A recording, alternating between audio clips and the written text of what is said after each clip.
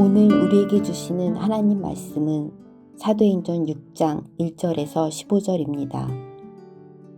그때 제자가 더 많아졌는데 헬라파 유대인들이 자기의 과부들이 매일의 구제에 빠짐으로 히브리파 사람을 원망하니 12사도가 모든 제자를 불러 이르되 우리가 하나님의 말씀을 제쳐놓고 접대를 일삼는 것이 마땅하지 아니하니 형제들아 너희 가운데서 성령과 지혜가 충만하여 칭찬받는 사람 7을 택하라. 우리가 이 일을 그들에게 맡기고 우리는 오로지 기도하는 일과 말씀 사역에 힘쓰리라 하니 온 무리가 이 말을 기뻐하여 믿음과 성령이 충만한 사람 스데반과 또 빌립과 브로고로와 니가노르와 디몬과 바메나와 유대교에 입교했던 안디옥 사람 니골라를 택하여 사도들 앞에 세우니 사도들이 기도하고 그들에게 안수하니라. 하나님의 말씀이 점점 왕성하여 예루살렘에 있는 제자의 수가 더 심히 많아지고 허다한 제사장의 무리도 이 도에 복종하니라.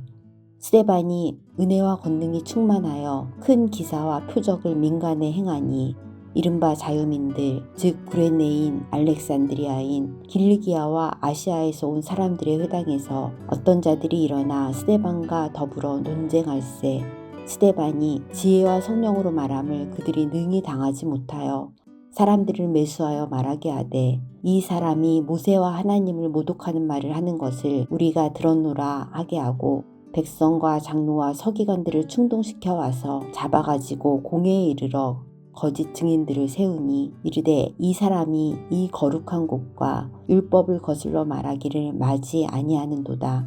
그의 말에 이 나사렛 예수가 이곳을 헐고 또 모세가 우리에게 전하여 준 규례를 고치겠다 함을 우리가 들었노라 하거늘 공회 중에 앉은 사람들이 다 스데반을 주목하여 보니 그 얼굴이 천사의 얼굴과 같더라.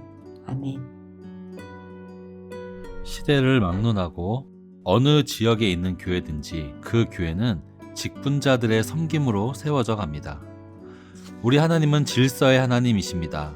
삼위일체 하나님께서도 성부, 성자, 성령께서 모두 동일하게 영광스러우시고 능력도 무한하시지만 역사를 운행해 가시는 과정에서 그리고 우리를 구원하시는 모든 과정 가운데에서 각각 맡으신 바를 수행하시듯 하나님의 나라를 세워가실 때도 우리에게 역할에 맞는 직분자들을 세우셔서 다스리십니다. 오늘은 초대교회가 직분자를 세우게 된 배경과 정신을 보여주고 있습니다. 초대교회는 하나님 나라의 아름답고 능력 있는 모습을 보여줬지만 그에 비례하게 여러 도전들도 있었습니다. 그리고 그 문제를 어떻게 해결했는지도 역시 성경책에 잘 묘사되고 있습니다. 초대교회는 성령님이 강림하시던 날 3,000명의 새로운 회심자들을 받아들였죠. 그리고 그 후에 베드로가 설교할 때에도 남자만 5,000명이 더해졌습니다. 그러니까 어림잡아도 10,000명이 훌쩍 넘지 않았을까 싶습니다. 이렇게 모인 엄청난 신자들 대부분이 유대인들인데 유대인들은 두 종류가 있었습니다. 지금 여기는 예루살렘인데 원래 예루살렘에 쭉 살던 유대인들, 즉 히브리파 유대인들이 있었고 민족은 유대인이지만 주변국에서 살다가 절기를 지키기 위해서 잠시 예루살렘에 방문했던 이들도 있었습니다. 이런 사람들을 헬라파 유대인들이라고 합니다. 초대교회 10,000명에 달하는 10,000명이 훨씬 넘는 그런 성도 가운데 헬라파 유대인들도 상당수 있었을 것입니다. 타지에서 온 헬라파 유대인들 어떤 학자에 따르면 10%에서 20% 정도는 헬라파였다고 추정합니다. 헬라파 유대인과 히브리파 유대인은 언어도 다르고 문화도 다르지만 서로 골고루 섞여 있던 하나의 공동체, 초대교회는 사랑의 공동체였습니다. 출신, 문화, 언어, 빈부 모두 격차가 있었겠지만 너나 할 것 없이 자기의 재산과 소유를 팔아서 함께 사용했습니다. 그런데 그렇게 은혜롭게 성장하던 교회에 문제가 터졌습니다. 한 그룹에서 원망이 튀어나온 것입니다. 타지에서 들어왔던 헬라파 과부들이 구제에서 누락되는 일이었습니다. 이 일에 있어서 어떤 차별이나 나쁜 마음이 있었던 것은 아닙니다. 아무도 의도하지 않았지만 행정적인 미스 때문이었던 것이죠. 원래 초대교회 처음에는 12명의 사도들이 말씀도 전했을 뿐만 아니라 구제와 행정 업무 등을 다 했었을 것입니다. 그것도 그럴 것이 120명 정도의 성도였기 때문에 눈대중으로도 웬만큼 일이 처리되었던 것이죠. 그러나 이제는 10,000명이 넘는 성도입니다. 그러면 문제가 달라지지요. 우리 서문교회보다도 몇 배나 큰 규모인데 장로님, 집사님, 직원분들, 교역자분들 다 합쳐서 12명이라고 생각해 본다면 빈틈이 없는 것이 이상한 일일 것입니다. 보통 사역에 빈틈이 생길 때는 눈에 잘 띄지 않는 가장 약한 부분이 먼저 비게 됩니다. 헬라파 과부들은 교회 안에서 가장 약자들이었습니다. 우선 당시 웬만한 사회적인 소통이 남성 중심으로 이루어졌다는 것을 감안해 보면 남편이 없는 과부는 자기의 불편을 표현하는 것 자체가 어려운 일이었을 것입니다. 게다가 헬라파 과부는 원래 예루살렘 사람도 아닐 뿐더러 말이 잘 안 통합니다. 그래서 헬라파 유대인들이 원망했습니다. 누구의 잘못도 아니지만 마음이 상한 것이죠. 그런데 여러분, 저는 이 문제 자체가 문제가 된다는 것이 역설적으로 교회가 사랑의 공동체라는 반증이라고 생각합니다. 이 교회는 성도들이 자발적으로 재산을 팔아 확보한 그런 재산으로, 그런 재정으로 운영되고 있었습니다. 그 돈으로 함께 떡을 떼고 구제까지 하고 있는 것이죠. 과부들이 지금 뭔가 교회에 맡겨놓은 것이 아닙니다.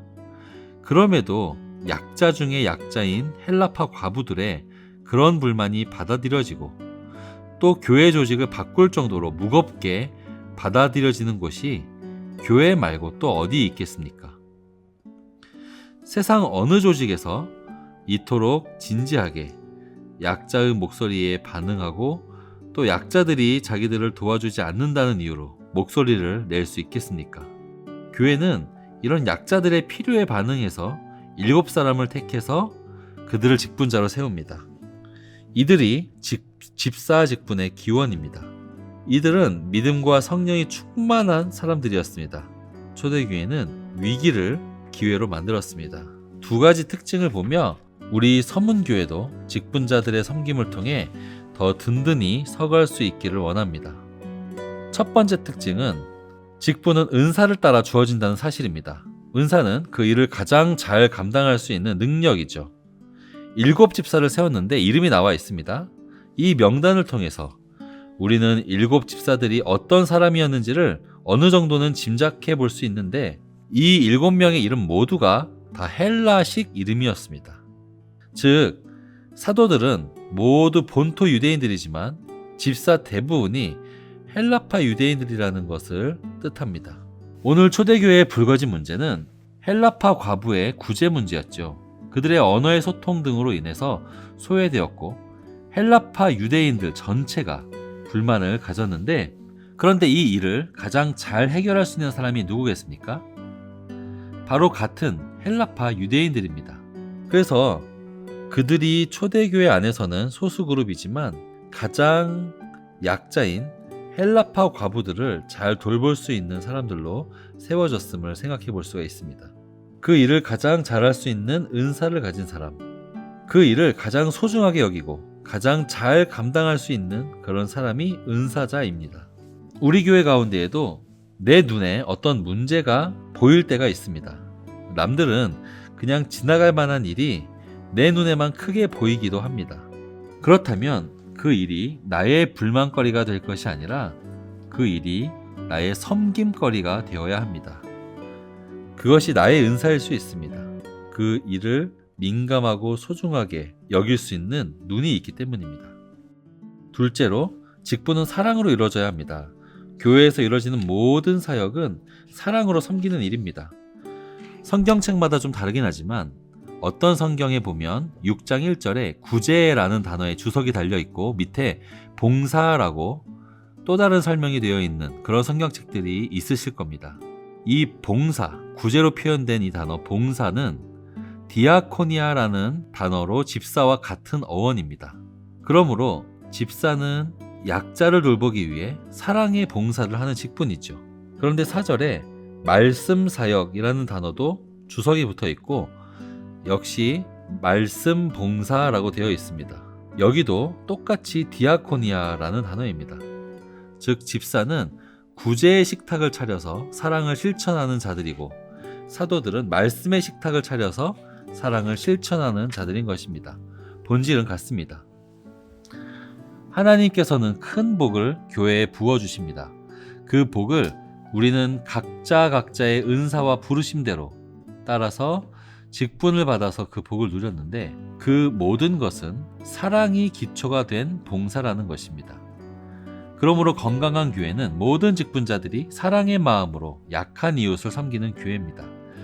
맡은 자리에 따라서 말씀으로 섬길 수도 있고 행정으로 섬길 수도 있고 위로와 기도로 섬길 수도 있지만 사랑으로 감당한다는 것은 하나님이 주신 복음을 보이는 복음으로 드러내는 것과 같습니다. 이 자리에 모이신 성도 여러분, 각자 크든 작든 교회 안에서 맡으신 일이 있으실 겁니다. 그 일을 사랑으로 잘 감당하신다면 그리스도의 크고 영화로운 복음에 참여하는 길이 됩니다. 그러니 잘하고 못하고를 떠나서 사랑의 마음으로 잘 감당하시기를 바랍니다. 그렇다면 우리 서문교회가 이 땅에서 예수 그리스도의 복음을 잘 보이는 아름다운 교회로 영원히 서 있을 것입니다. 이제는 나눔 질문으로 2가지 함께 기도한 후에 개인 기도하시겠습니다. 첫 번째, 우리 교회 모든 직분자들이 은사와 사랑으로 사명 잘 감당하게 하소서. 두 번째, 서문의 모든 가정이 신앙으로 든든히 서가게 하소서.